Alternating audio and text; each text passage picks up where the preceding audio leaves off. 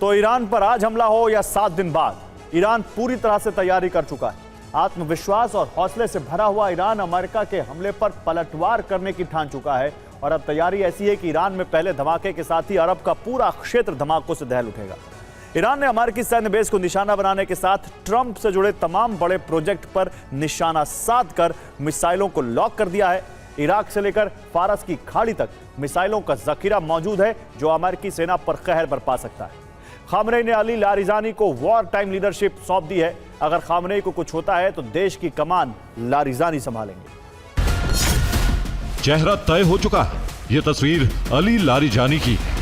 Khamenei ने US से जंग में बाजी पलटने की जिम्मेदारी इन्हें दी। अली लारिजानी 67 साल के हैं। ईरानी सेना के कमांडर रह चुके हैं। राष्ट्रीय सुरक्षा परिषद के प्रमुख हैं। ईरान में विरोध प्रदर्शनों को दबाने की जिम्मेदारी भी लारिजानी को ही दी गई थी। रूस, कतर, ओमान जैसे देशों से तालमेल बनाने की जिम्मेदारी भी लारिजानी के पास है। अब अमेरिका के साथ परमाणु समझौते की बातचीत का नेतृत्व भी कर रहे हैं।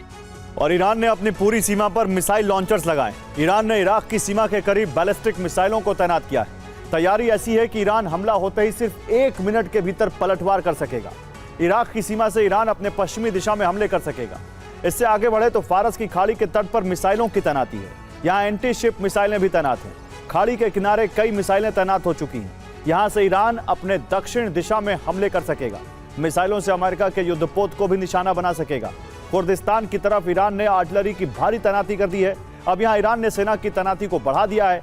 ईरान को कुर्दिस्तान से बड़ा खतरा महसूस हो रहा है। ईरान को लग रहा है कि यहाँ अमेरिकी सैनिकों की मुठभेड़ हो सकती है। कुर्दिस्तान के करीब तैनाती क्यों बढ़ी ये समझिए। ईरान इराक की सीमा पर जाग्रोस पर्वत है।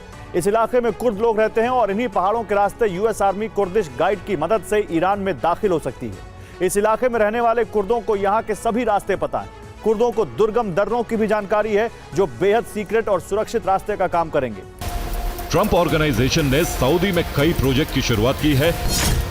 सऊदी की रियल एस्टेट डेवलपर कंपनी डार ग्लोबल के साथ ट्रंप ने करार किया है। रियाद और जिद्दा में ट्रंप ब्रांड की 2 लग्जरी परियोजनाएं शुरू होंगी। जिद्दा में ट्रंप टावर बनाया जा रहा है। रियाद के पास गोल्फ कोर्स ट्रंप मेंशंस बनेगा। ईरान के पड़ोसी देशों को डर है कि अगर ईरान पर हमला हुआ तो अरब वॉर की शुरुआत होगी, क्योंकि जैसे ही ईरान पर हमला होगा ईरान यूएस के बेस पर हमले करके पलटवार करेगा। ईरान के पलटवार की वजह से युद्ध कई देशों में फैल जाएगा। जरूरी नहीं है कि ईरान सिर्फ बेस पर हमले करे, हमलों की जद में तेल ठिकाने भी आ सकते हैं। सऊदी और यूएई जैसे देशों में मौजूद तेल रिफाइनरी को भी ईरान निशाना बना सकता है।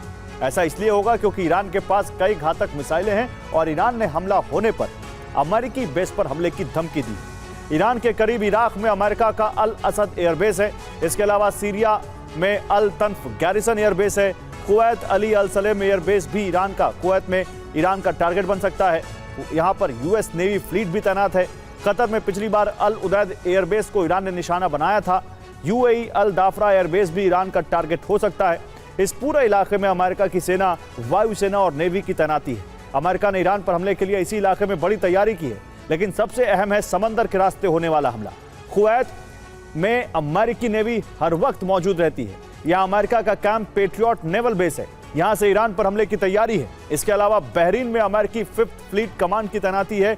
यहाँ भी अमेरिका की नौसेना का बड़ा जमावड़ा है और समंदर के रास्ते ईरान पर हमला किया जा सकता है।